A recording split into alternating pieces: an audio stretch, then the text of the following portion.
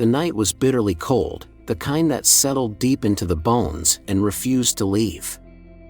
Anna Collins pulled her tattered coat tighter around her as she sat huddled against the rough brick wall of a dimly lit alleyway. Her arms wrapped protectively around her sleeping twin daughters, Emma and Olivia, shielding them from the unforgiving winter chill. The thin blanket draped over them barely provided any warmth, but it was all she had. For years, Anna had fought tirelessly to keep her girls safe, to give them whatever semblance of normalcy she could, despite the harsh realities of living on the streets. Once, she had dreams, big ones. But life had stripped her of them, leaving behind only the instinct to survive. Tonight, however, fate had something else in store. A sleek black luxury sedan rolled to a stop at the red light across the street. Daniel Sinclair, a man whose name was synonymous with success and wealth, sat in the back seat, absent-mindedly scrolling through his phone. He had just wrapped up another long business meeting, his mind preoccupied with numbers, contracts, and corporate politics. But as he glanced out the window, his gaze landed on the woman and the children huddled beside her. Something about her struck him, an eerie sense of familiarity that he couldn't shake. He leaned forward slightly, peering through the frost-lined glass. The dim glow of a nearby street light illuminated her face for a fleeting second, sending a jolt through his chest. His pulse quickened. It couldn't be. His breath hitched as his eyes dropped to her hand. The silver ring, simple yet unmistakable, glinted under the street lamp's glow. A memory, long buried beneath years of distance and regret, came rushing back like a wave crashing against the shore. He had seen that ring before. He had placed it on her finger himself, promising her a future that never came to be. "Sir?" The driver's voice pulled him back to the present. The light's about to change. But Daniel wasn't ready to move on. Before he could second-guess himself, he reached for the door handle. The freezing night air hit him like a slap as he stepped out onto the sidewalk, his expensive leather shoes making contact with the cracked pavement. He barely noticed the curious glances from passers-by as he took a hesitant step toward the woman who had once been his entire world. Anna sensed movement near her and instinctively pulled her daughters closer. Years of hardship had taught her to be wary of strangers, especially those who approached too quickly. She lifted her chin, ready to defend herself if necessary. But when her weary eyes met his, the air between them shifted. For a long, breathless moment, neither of them spoke. "Anna?" His voice was barely above a whisper, yet it felt deafening in the stillness of the night. Her body tensed.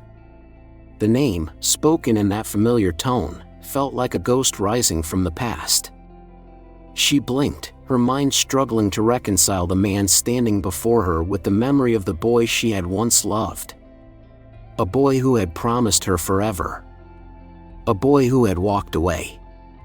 And just like that, the past she had fought so hard to bury came crashing back. Anna Collins had spent years trying to bury the past, but standing face to face with Daniel Sinclair on that freezing sidewalk, she felt it rise like a ghost from the grave. She could still remember the girl she used to be, the one who believed in love, in forever, in the kind of promises whispered between young hearts. She had been 17, full of dreams, and hopelessly in love with Daniel. Their small Pennsylvania town had felt too small for a love as big as theirs, and they often talked about leaving, starting fresh somewhere far away, where the weight of family expectations and social class didn't matter. But dreams had a cruel way of shattering.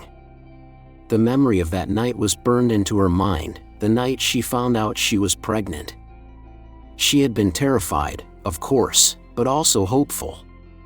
She believed, truly believed, that Daniel would stand by her side. He had told her 1,000 times before that nothing could break them apart.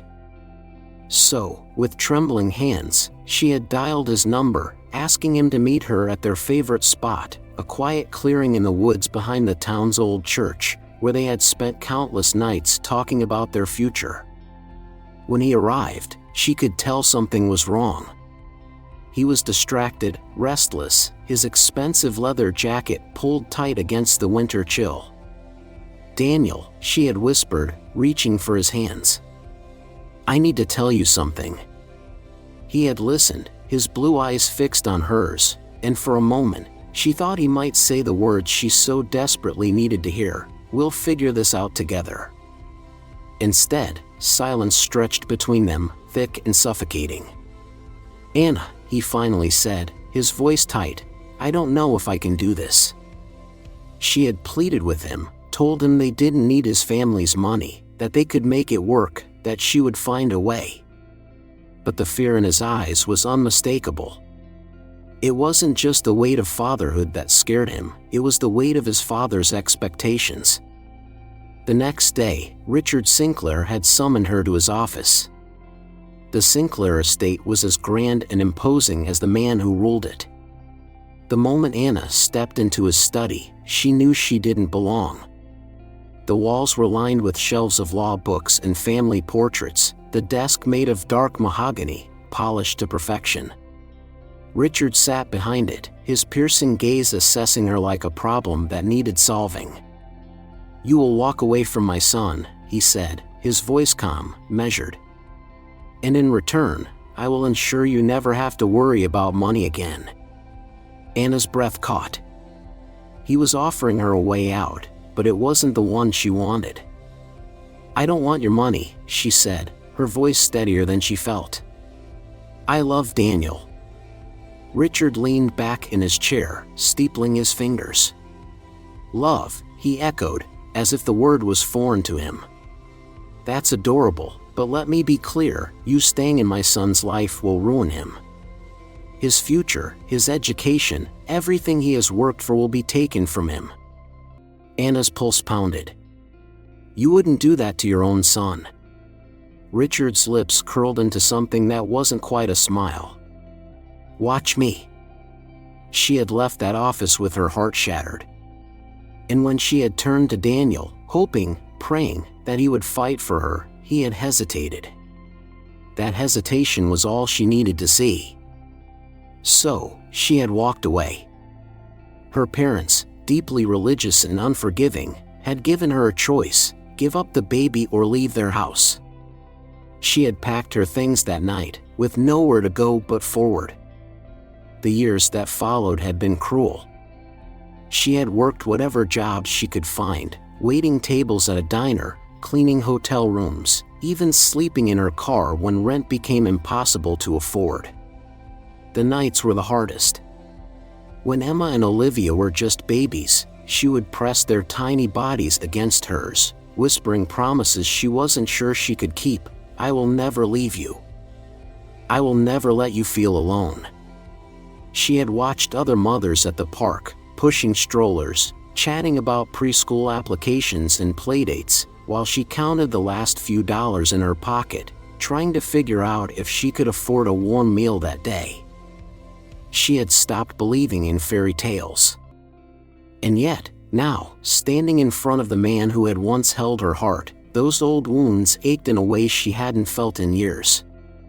Daniel took a hesitant step forward. "Anna, I didn't know." She cut him off with a sharp look. "You didn't want to know." The words hung in the air, heavy with the weight of the past. Daniel swallowed hard, regret flickering across his face. "If I could go back."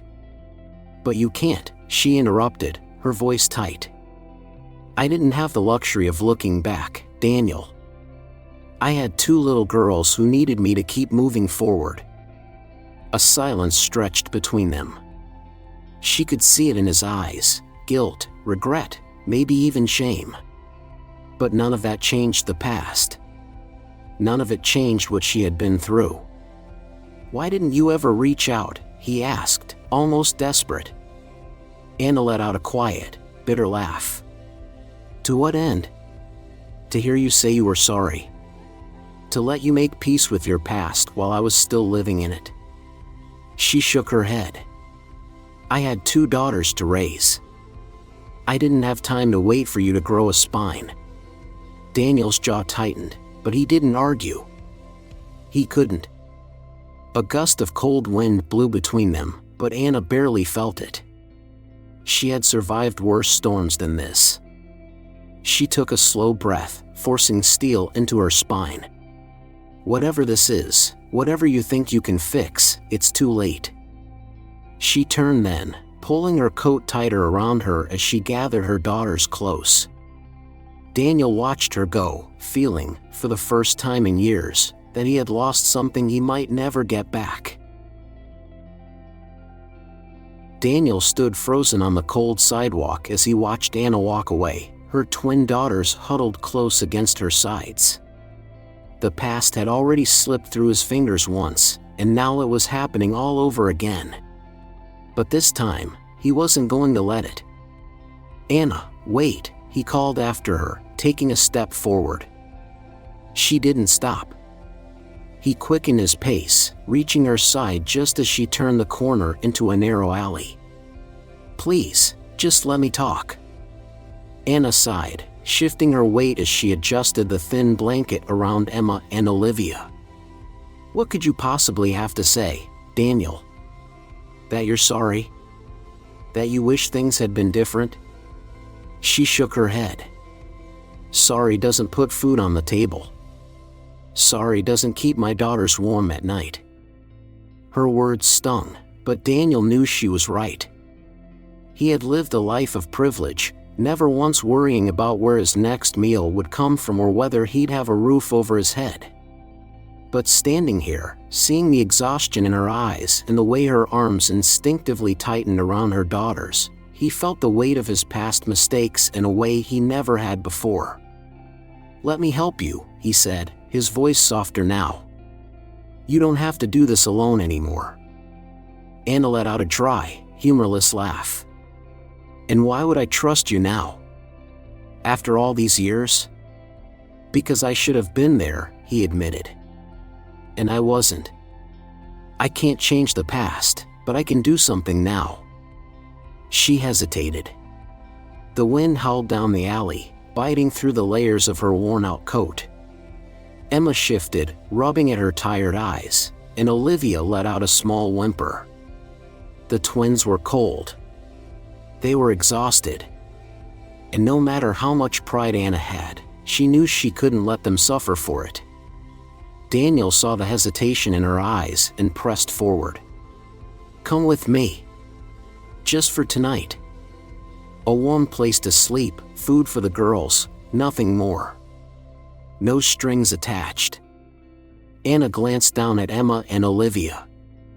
Their little faces were pale, their hands nearly numb from the cold. As much as she wanted to refuse, she couldn't ignore the raw need in their innocent eyes. "One night," she said finally, her voice barely above a whisper. "For them." Daniel nodded, relief washing over him. "One night." The drive to Daniel's estate was silent, the soft hum of the car's heater the only sound filling the space. Anna sat stiffly in the back seat, her arms still wrapped tightly around Emma and Olivia, as if afraid that at any moment, this fragile moment of kindness would be ripped away. She wasn't used to comfort. The plush leather seats, the warmth seeping into her frozen fingers, it all felt foreign, almost unsettling. She caught Daniel stealing glances at her in the rearview mirror, but she refused to meet his eyes. When they arrived, the sheer size of the Sinclair mansion made her stomach twist.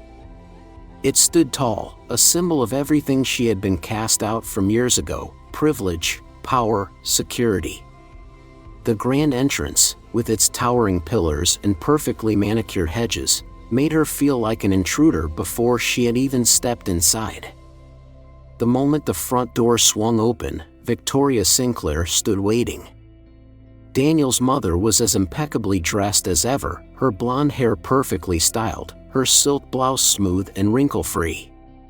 But the moment her icy blue eyes landed on Anna, her expression hardened. What is this? Victoria asked sharply, her gaze flickering from Daniel to Anna, then to the children clinging to her coat. They're staying here tonight, Daniel said, his tone leaving no room for argument. Victoria's lips pressed into a thin line. Daniel, we've already discussed this. Your father. My father isn't here, Daniel cut in. And even if he were, this isn't up for debate. Victoria's eyes darkened, but she didn't argue. Instead, she turned her sharp gaze on Anna. I hope you don't expect this to be permanent.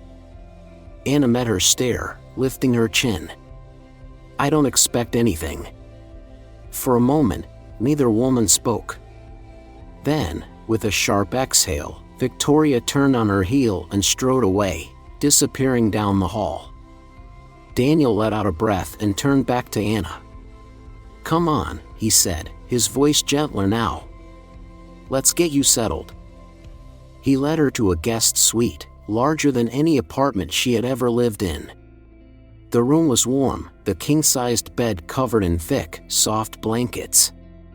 A fireplace crackled in the corner, filling the space with a golden glow. Anna stood frozen in the doorway, struggling to process it all. This is too much, she murmured, shaking her head. Daniel walked over to the bed, pulling back the blankets. It's just a bed, Anna, he said. And after everything you've been through, you deserve at least that. Anna swallowed hard, glancing down at Emma and Olivia, who were already eyeing the bed with sleepy wonder. Go on, she whispered to them. The girls hesitated only for a second before crawling onto the bed, their small bodies sinking into the warmth. Within minutes, they were fast asleep. Daniel stepped back, watching the way Anna brushed the hair from their faces, tucking the blankets around them as if shielding them from the world. You don't have to keep fighting alone, he said softly. Anna exhaled shakily, refusing to meet his eyes. I don't know how to do anything else. Daniel nodded, understanding more than she realized.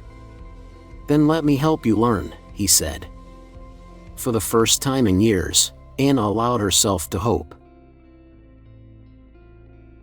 For the first time in years, Anna Collins felt warmth, not just the heat of the crackling fireplace in the guest suite, but a deeper kind, the kind that came with knowing her daughters were safe. Emma and Olivia were curled up under the thick blankets of the massive bed, their soft breathing even, their tiny hands relaxed instead of clinging to her coat in the cold. But peace was a fleeting thing.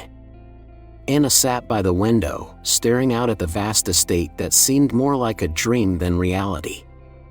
The Sinclair mansion was nothing like the places she had stayed before, shelters, abandoned buildings, the back seat of her car on too many nights. And yet, despite its comfort, she felt the unease creeping back in.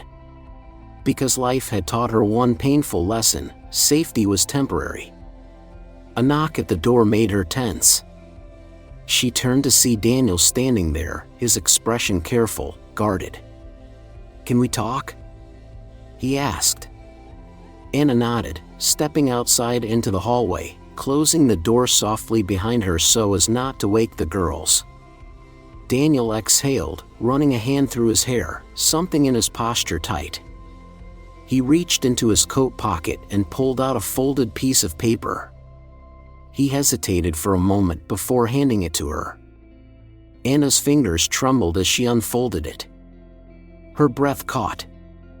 Stay away from him. Stay away from his money. You don't know who you're dealing with.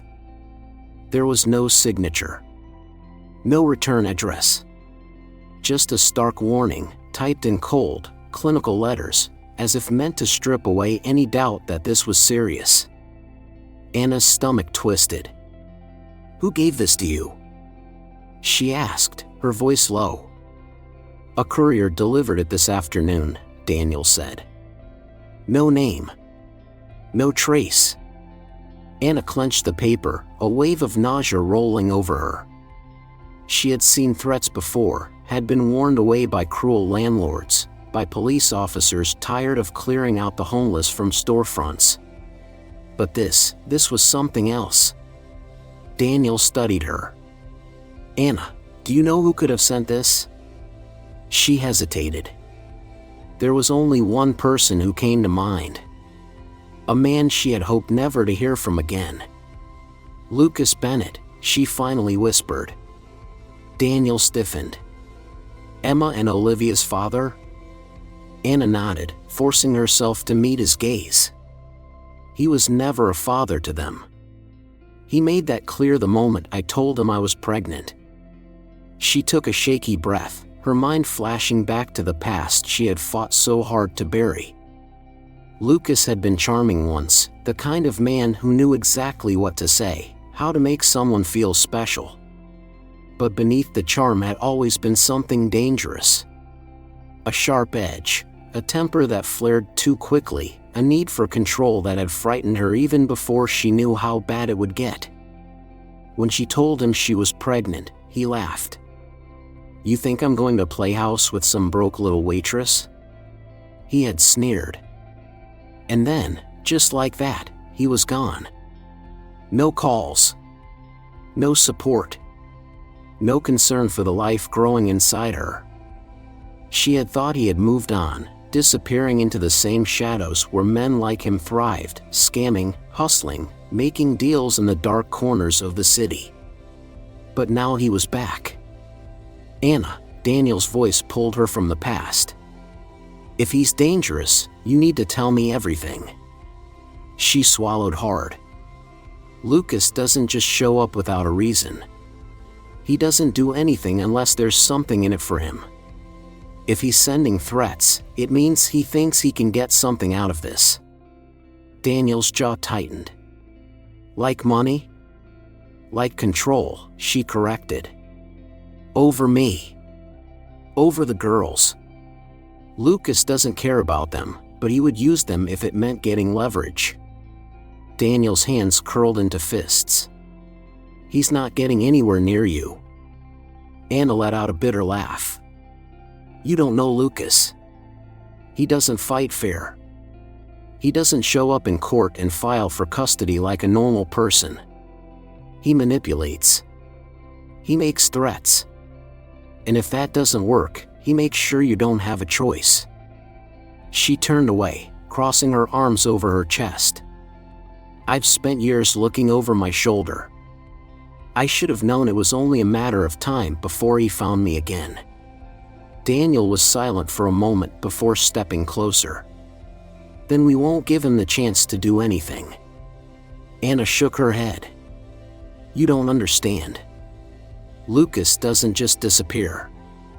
He always comes back." "Then we make sure he stays gone this time," Daniel said, his voice firm. "I don't care what it takes, I will protect you and the girls." Anna let out a slow breath, trying to steady herself. She wanted to believe him. She wanted to believe that Lucas could be stopped. But she had learned the hard way that promises didn't always hold up against men like him. And she knew one thing with certainty. Lucas wouldn't stop until he got what he wanted.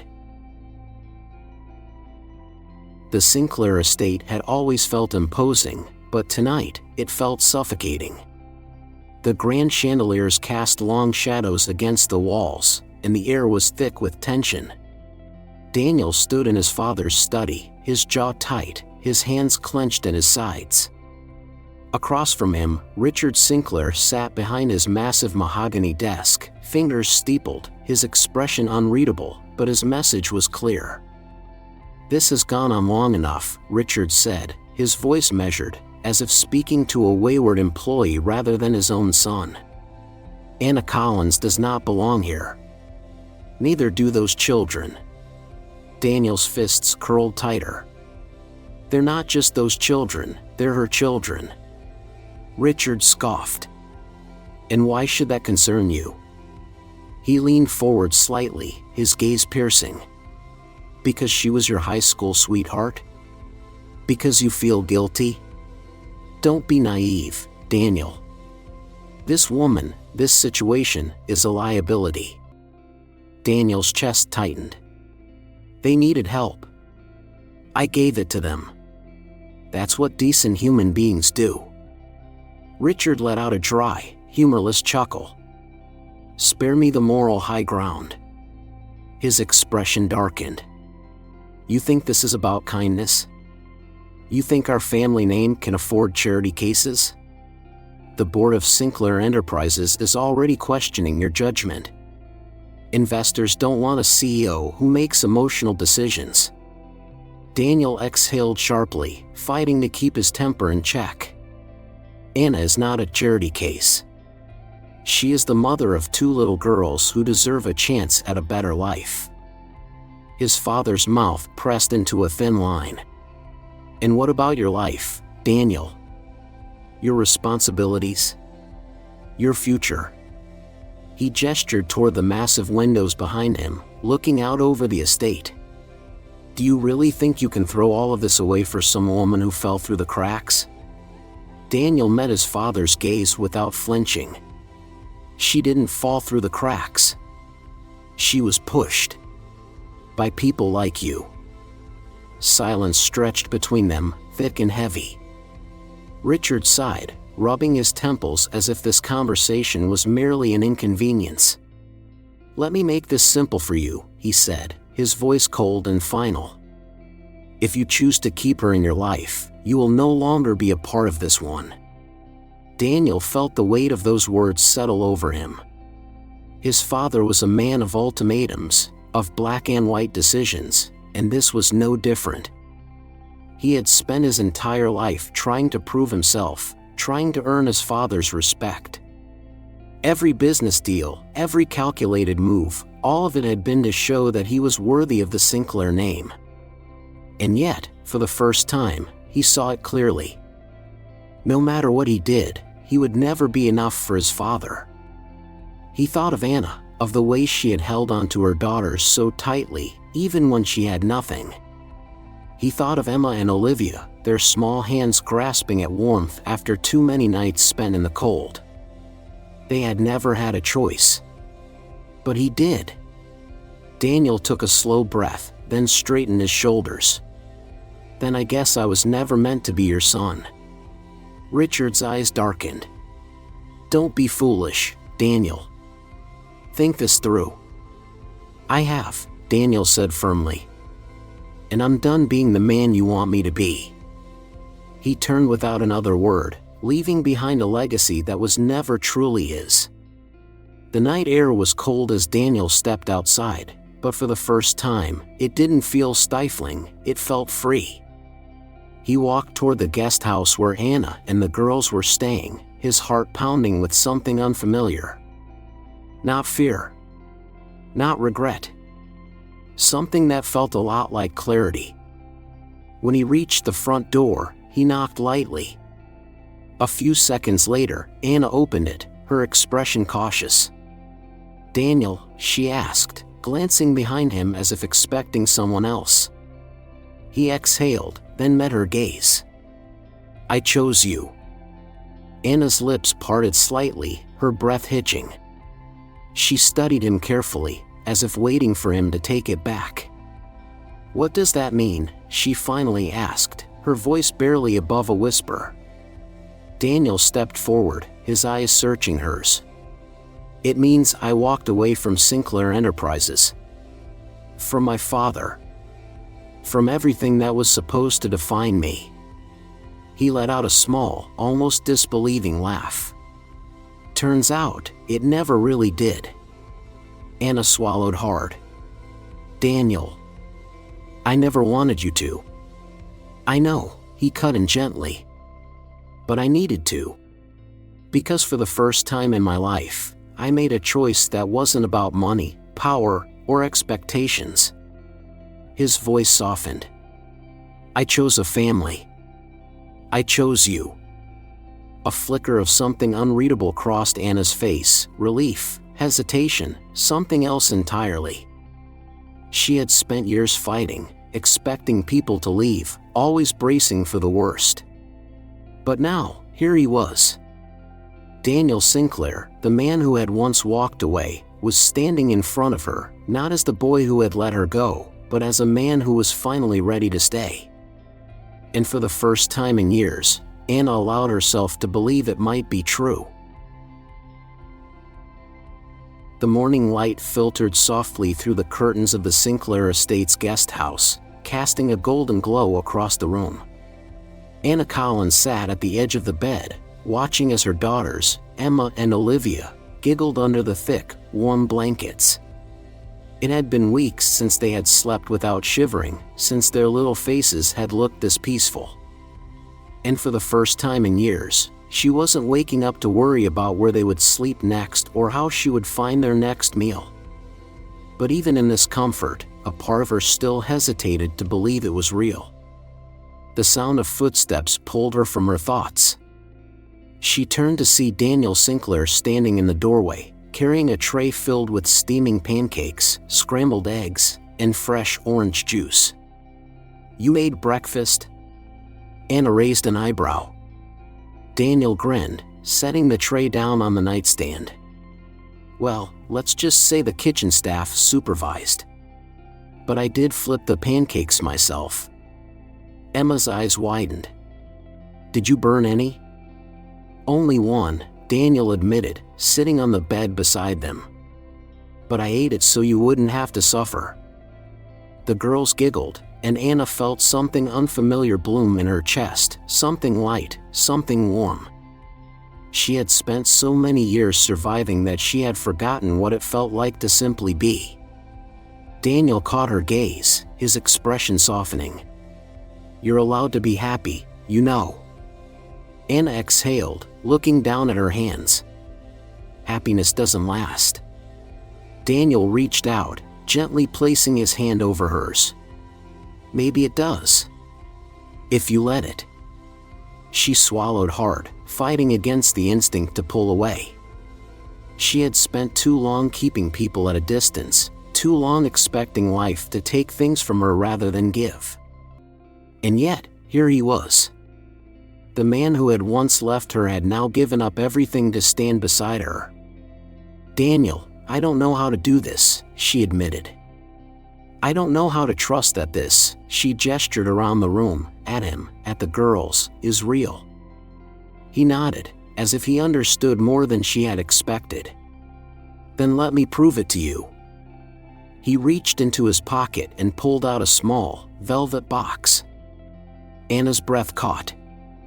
Daniel opened it, revealing a simple yet elegant ring, not flashy, not overwhelming, just perfect. "I'm not asking you to forget the past," he said softly. "I know I can't erase it. But I want to build a future with you. With them." He nodded toward Emma and Olivia, who were now sitting up, eyes wide with excitement. "I want to be their father," Daniel continued, his voice steady. "I want to be your partner. Your family." Tears burned in Anna's eyes. She had told herself for so long that she didn't need anyone, that love was a risk she couldn't afford. But looking at Daniel now, at the man who had chosen her despite everything, she realized that maybe, just maybe, love wasn't the enemy she had made it out to be. She took a deep breath. Then, slowly, she nodded. "Yes," she whispered. The relief on Daniel's face was immediate. He slid the ring onto her finger, his hands slightly trembling, as if he couldn't believe this was real either. And then Emma and Olivia squealed, throwing their arms around both of them, laughing, cheering, filling the once empty space with something Anna had thought she would never have again. A home. A future. A love that was finally strong enough to last. Life often takes us down unexpected paths, filled with regrets, lost opportunities, and difficult choices. But as Anna and Daniel's story reminds us, it is never too late to change, to heal, and to rebuild. One of the most profound lessons is that mistakes do not define us, our choices do. Daniel once walked away from love out of fear, but when given a second chance, he chose to stand by Anna and her daughters, proving that redemption is always possible. For those who have faced loss or disappointment, this story is a reminder that happiness can be found again, even after years of struggle. Anna spent so long believing she had to fight alone, yet in the end, she learned that accepting help is not weakness, it is strength. And perhaps the most powerful message is about family, not just the one we are born into, but the one we create. Love is not measured by blood, but by the people who choose to stand beside us, through every hardship and triumph. No matter how many years have passed, no matter how much has been lost, hope remains, waiting for us to reach for it.